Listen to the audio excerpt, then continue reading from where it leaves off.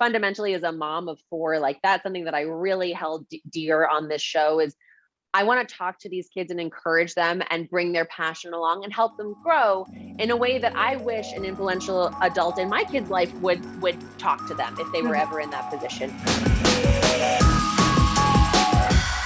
Today, I am joined by Emmy-winning host, New York Times bestselling author, host of The Good Dish, and now a judge on MasterChef Junior, Daphne Oz. Thank you for being here. Thanks for having me. And that's, my gosh, what a bunch of accolades there for you. Like, I don't know how you juggle everything on your plate right now. So, I mean, heavy amounts of caffeine and under eye concealer. It's really exciting. And, you sense a theme here. Obviously, I work in and around a love of food, and it is the endless inspiration. It's an incredible honor to get to share recipes and give people a way to feel confident and joyful in their kitchen every single day, and nourish themselves, nourish their families. So I feel very lucky and also very tired. I mean, I relate to you there. The under eye concealer is flowing over here and the coffee, so I get you. Okay, so let's jump into MasterChef Junior. Is the newest one on the block, comes out March 17th on Fox. You're a new judge around these works here. So how excited are you to join the MasterChef family?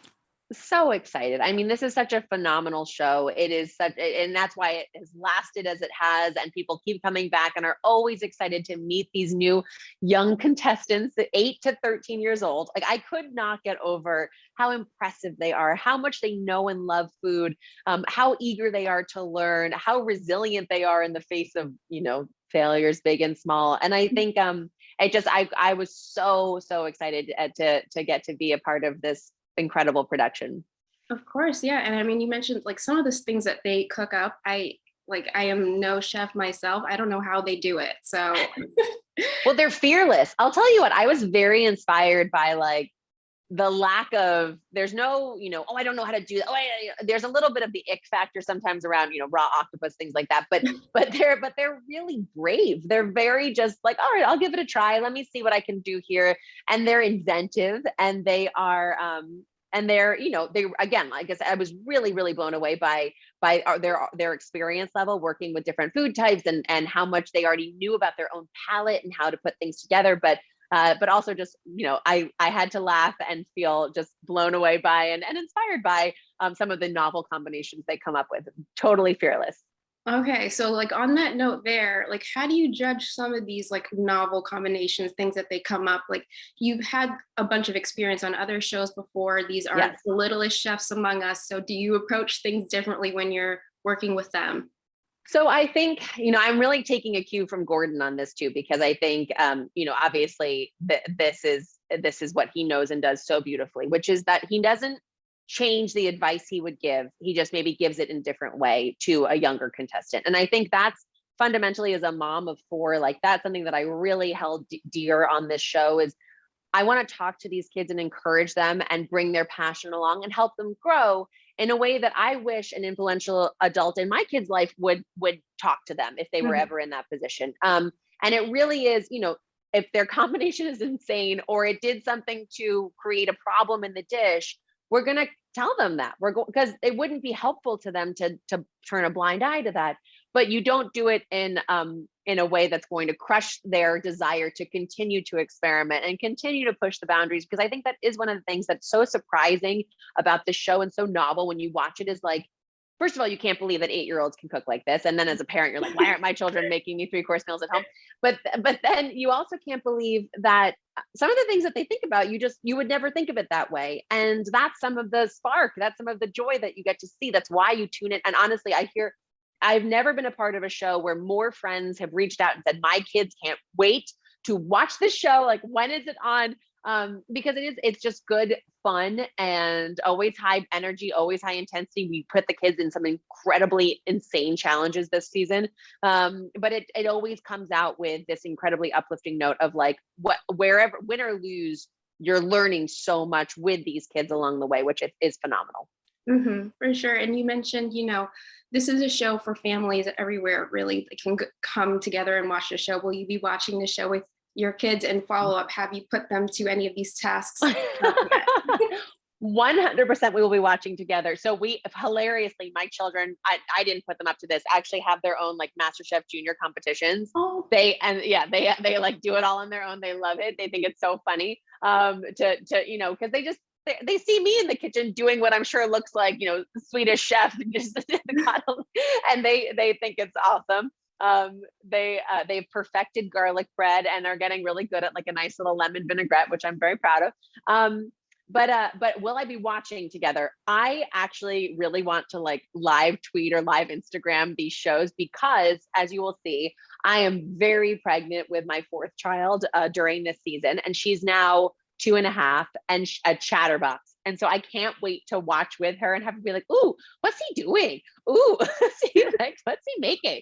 And I think it'll be very funny to get her color commentary from the outside as opposed to on the inside, as she was being grown on the delicious food from the MasterChef Junior set. Yeah, and you mentioned this must have been filmed a long time ago then at this point. So what Summer of 2019. Yeah. Wow. So before everything even happened with COVID, like a whole world ago. Yes. Yeah. Like on pins and needles waiting for this to come out. Like well, of course, more for the kids than for me. Like they pour their heart and soul into these competitions, and like it's so exciting for them. But I, of course, for us, like I wanted my kids to be able to see what was the show I was working on all summer. What was, what were we doing in there all day long? Because they were so curious. They would like drive me up to work sometimes and want to go inside. And I did get to take them to set one day, which was a lot of fun. They got to meet everybody. But no, I mean, look, I think, more than ever right now, we are desperate for inspiring food content. We are hungry to cook at home in ways that feels approachable and fun and confidence and boosting and inducing. We are cooking at home more. So I feel like it couldn't possibly be a better time to get to sit with a family, enjoy a fun and uplifting spot on television that you're going to learn a little something from and be highly entertained by. And yeah, just keep it delicious. I mean, I couldn't agree more there. And, you do have also another project on your hands I want to get to ask a couple questions. The Good Dish. Oh, that's been going on for a little over a month now. Is that correct? So yep, we're coming up on 7 or 8 weeks, I think. Oh my gosh. Wow. So how has that been for you? What's that experience? Give us a little bit of insight.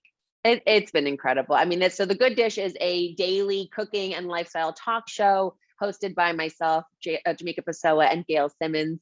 And so it's really, but we obviously have like lots of guests coming through and great chefs coming through. And it really is everything delicious in daytime. Every single day we answer the question, what's for dinner, to try to take some of that stress off of your plate when it comes to creating delicious and nourishing meals for you and your family at home. Lots of indulgent meals too. We have done, coming up on the show this week, my all-time favorite fried chicken I've ever eaten. It is Arnold Mintz Thai fried chicken. He runs a beautiful restaurant in Nashville. It was like the most phenomenal bite. But again, it's just like, it's so much about what we're discussing here. I get to go to work on that show, hang out with my girlfriends, talk about things that are, about our daily lives. Because this show covers, yes, food as sort of the fundamental filter. And we're always cooking and creating recipes and sharing with each other, some delicious drinks too.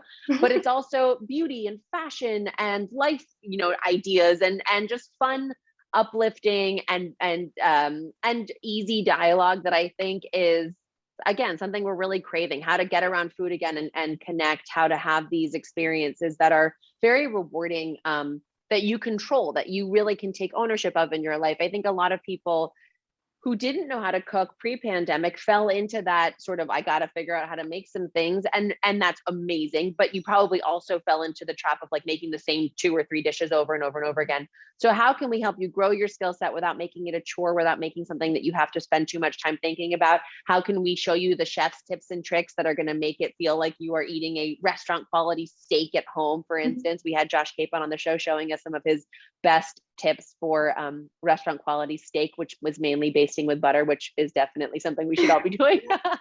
And it just, and the most rewarding piece is, because obviously it's a ton of work, and pulling out all the stops like we always do every day takes a lot from us, but it is the most rewarding, incredible thing to feel. First of all the laughs. Like, I'm so happy to have that, and just to spend that time with good people is so phenomenal. But it's to hear from our audience, and I get them every day, messages from people who say, you gave me confidence to try this dish at home, or I made this dish for my family and they loved it. Like, you guys are a bright spot on my day. And that is, as a producer of content and someone who, is sharing my life in that way, it's the most incredible thing to think that you're having that positive impact on someone's life.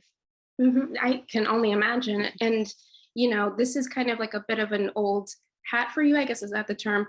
Because you were on the Chew a few years ago, and I was a daily watcher of the Chew, even though I don't cook, but I love the banter between all you guys. And that's what I like. And your vegetarian recipes, those were always like what I really loved. So thank you. Always stick with me.